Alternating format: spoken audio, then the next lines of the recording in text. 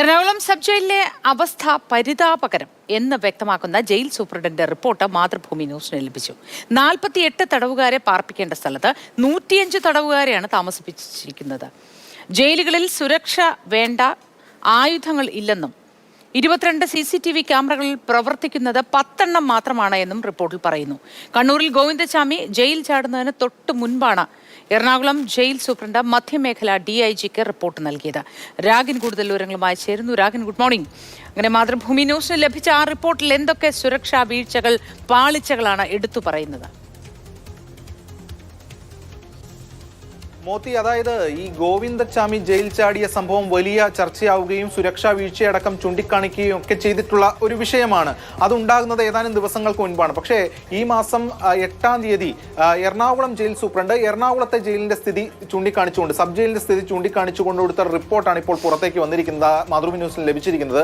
ഏകദേശം 6 പേജുള്ള റിപ്പോർട്ടാണ്. അതിൽ ഈ ജയിലിലെ അടിസ്ഥാന സൗകര്യങ്ങൾ എത്രത്തോളം മോശമാണ് എന്നതാണ് ഇതിൽ നിന്ന് വ്യക്തമാകുന്നത്. അതിൽ 48 തടവുകാരെയാണ് അവിടെ പാർപ്പിക്കാൻ ഈ സംവിധാനമുള്ളൂ. പക്ഷേ അവിടെ പാർപ്പിച്ചിരിക്കുന്നത് 105-ൽ അധികം പേരെയാണ്. ചില ഘട്ടങ്ങളിൽ അത് 119 വരെയൊക്കെ ആകുന്നു എന്നതാണ് ജയിലധികൃതർ വ്യക്തമാക്കുന്നത്. കേസുകൾ കൂടി വരുന്നു, അതുകൊണ്ട് അവിടെ സൗകര്യക്കുറവുണ്ട്. മറ്റൊരു പ്രധാനപ്പെട്ട പ്രശ്നം, വേണ്ടത്ര ആയുധങ്ങളില്ല, അല്ലെങ്കിൽ സുരക്ഷയ്ക്ക് ഉപയോഗിക്കേണ്ട ആയുധങ്ങൾ ജയിലിൽ ഇല്ല എന്നതാണ് ഏറ്റവും പ്രധാനപ്പെട്ട കാര്യമായി ചൂണ്ടിക്കാണിക്കുന്നത്. മറ്റൊരു ഗുരുതരമായിട്ടുള്ളൊരു വിഷയം, അതായത് നേരത്തെ ഈ ഡോക്ടർ വന്ദന കൊലക്കേസുമായി ബന്ധപ്പെട്ട കാര്യങ്ങൾ നമുക്ക് മുന്നിലുണ്ട്. ആ വിഷയത്തിൽ ഹൈക്കോടതി ഒരു സ്റ്റാൻഡേർഡ് ഓപ്പറേറ്റിംഗ് പ്രോട്ടോകോൾ നിശ്ചയിച്ചിരുന്നു. അതായത് ഈ ജയിലിലെ തടവുകാരെ ചികിത്സയ്ക്കും മറ്റു കൊണ്ടുപോകുമ്പോൾ 4 ഉദ്യോഗസ്ഥർ എസ്കോർട്ടായി വേണം, അതോടൊപ്പം തന്നെ ഒരു ഉദ്യോഗസ്ഥൻ ലോഡഡ് പിസ്റ്റലായിട്ട് വേണം എന്നത്. പക്ഷേ ഇതൊന്നും കൈകാര്യം ചെയ്യാൻ കഴിയുന്നില്ല. ആ SOP, ഹൈക്കോടതി നിർദ്ദേശിച്ച SOP പാലിക്കാൻ കഴിയുന്നില്ല എന്നതാണ് ഈ റിപ്പോർട്ടിൽ പറയുന്നത്. അതായത് മതിയായിട്ടുള്ള ആയുധമോ തിരയോ അല്ലെങ്കിൽ അത്തരം കാര്യങ്ങളോ ഒന്നും തന്നെ ലഭ്യമല്ല. അതുകൊണ്ട് ഈ റിപ്പോർട്ടിൽ പറയുന്ന മറ്റൊരു കാര്യം, കുറെ ആവശ്യങ്ങൾ കൂടി ഇതിന്റെ ഭാഗമായി ജയിലിൽ വേണം. അതായത് വാക്കി ടോക്കി സംവിധാനം ഉൾപ്പെടെയുള്ള കാര്യങ്ങൾ വേണമെന്ന് കൂടി പറയുന്നുണ്ട്. കൂടാതെ മറ്റൊരു കാര്യം പറയുന്നത്, ഈ ജയിൽ തടവുകാർക്ക് ഫോൺ സംവിധാനമുണ്ട്. അതായത് ആ നിയമപ്രകാരം ഫോൺ വിളിച്ച് ഉപയോഗിക്കാനുള്ള സംവിധാനമുണ്ട്. പക്ഷേ അവിടെയുള്ള പ്രശ്നം എന്ന് പറയുന്നത്, ഈ കോൾ കോൺഫറൻസിംഗ് സംവിധാനം അടക്കം ഉപയോഗിച്ച് രാജ്യദ്രോഹ പ്രവർത്തനങ്ങളിലേക്ക് ഏർപ്പെടാനുള്ള സാധ്യതകൾ കൂടിയുണ്ട്.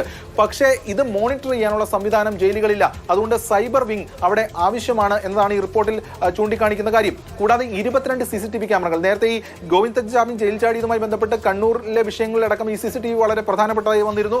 ഇവിടെ 22 CCTVയിൽ 10 എണ്ണം മാത്രമാണ് പ്രവർത്തിക്കുന്നത്. അതായത് ഭൂരിഭാഗവും പ്രവർത്തിക്കുന്നില്ല. അങ്ങനെ ജീവനക്കാരുടെ കുറവുണ്ട്, ആയുധങ്ങളുടെയും അടിസ്ഥാന സൗകര്യങ്ങളുടെയും കുറവുണ്ട്. ആളുകളെ പാർപ്പിക്കുന്നത് ഇരട്ടിയിലധികമാണ്, 48-ന്റെ ഇരട്ടിയിലധികം പേരെയാണ്.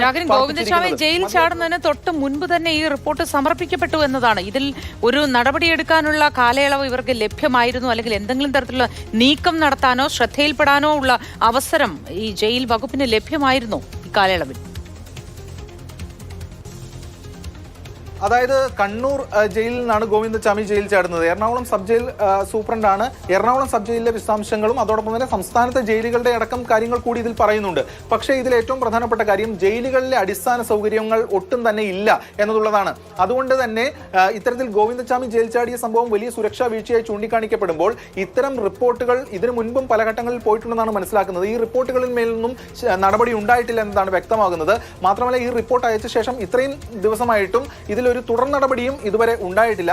അതുകൊണ്ട് ഈ അടിസ്ഥാന സൗകര്യം മെച്ചപ്പെടണം. ഇപ്പോൾ സർക്കാർ കമ്മീഷനെ വെച്ചിട്ടുണ്ട്, ജസ്റ്റിസ് CNRും അതോടൊപ്പം തന്നെ മുൻ DGP ജേക്കബ് പൊന്നൂസും. അവരും സ്വാഭാവികമായിട്ടും ഇത്തരം റിപ്പോർട്ടുകൾ കൊടുക്കും. അവിടെ ഈ ജയിലിന്റെ ഔട്ടർ മതിലിന് മുകളിൽ ഇലക്ട്രിക് ഫെൻസിംഗ് അടക്കം വേണം എന്ന നിർദ്ദേശം അടക്കം ഇതിൽ പറയുന്നുണ്ട്. സ്വാഭാവികമായിട്ടും ഈ റിപ്പോർട്ടിൽ, കമ്മീഷന്റെ റിപ്പോർട്ടിൽ അതും അടക്കം ഉണ്ടാകും. പക്ഷേ ഇത്തരം കാര്യങ്ങൾ പ്രാവർത്തികമാക്കുക, ഇംപ്ലിമെന്റേഷൻ സൈഡ് വളരെ വീക്കാണ് എന്നതാണ് ഏറ്റവും പ്രധാനപ്പെട്ട കാര്യം. ആ ഇംപ്ലിമെന്റേഷൻ സൈഡ് ഈ 6 പേജുള്ള റിപ്പോർട്ടിലല്ല, അല്ലെങ്കിൽ ആ റിപ്പോർട്ടിന്റെ അടിസ്ഥാനത്തിൽ സ്വീകരിക്കേണ്ട നടപടികൾ എന്ത്, ആ നടപടികൾ എപ്പോൾ സ്വീകരിക്കും എന്നതാണ് ഏറ്റവും പ്രധാനപ്പെട്ട കാര്യം. അങ്ങനെയുണ്ടെങ്കിൽ മാത്രമേ ഇത്തരം സുരക്ഷാ വീഴ്ചകൾ കുറയ്ക്കാനും ഇത്തരം കാര്യങ്ങളൊക്കെ നിയന്ത്രിക്കാനും ഒഴിവാക്കാനും കഴിയുകയുള്ളൂ. തീർച്ചയായിട്ടും രാഗൻ, ഗോവിന്ദചാമി കണ്ണൂർ സെൻട്രൽ ജയിലിൽ നിന്ന് ചാടുന്നതിന് തൊട്ട് മുൻപാണ് ഈ റിപ്പോർട്ട് സമർപ്പിച്ചിട്ടുള്ളത്. ഇതിനു മുൻപ് എത്രയെത്ര റിപ്പോർട്ടുകൾ ഏതൊക്കെ ജയിലുകളിൽ നിന്ന് സമർപ്പിച്ചിട്ടുണ്ടാവണം, അപ്പോഴൊന്നും ഇതിന് പരിഹാരം ഉണ്ടായിട്ടില്ല എന്നതാണ്. ജീവനക്കാരുടെ കുറവ് ഏറ്റവും പ്രധാനപ്പെട്ടതാണ് എന്ന് പറയുന്നു. അത് കണ്ണൂർ സെൻട്രൽ ജയിലിലെ കാര്യത്തിലും ഈ കാര്യങ്ങൾ തന്നെ വ്യക്തമായിരുന്നു. പക്ഷേ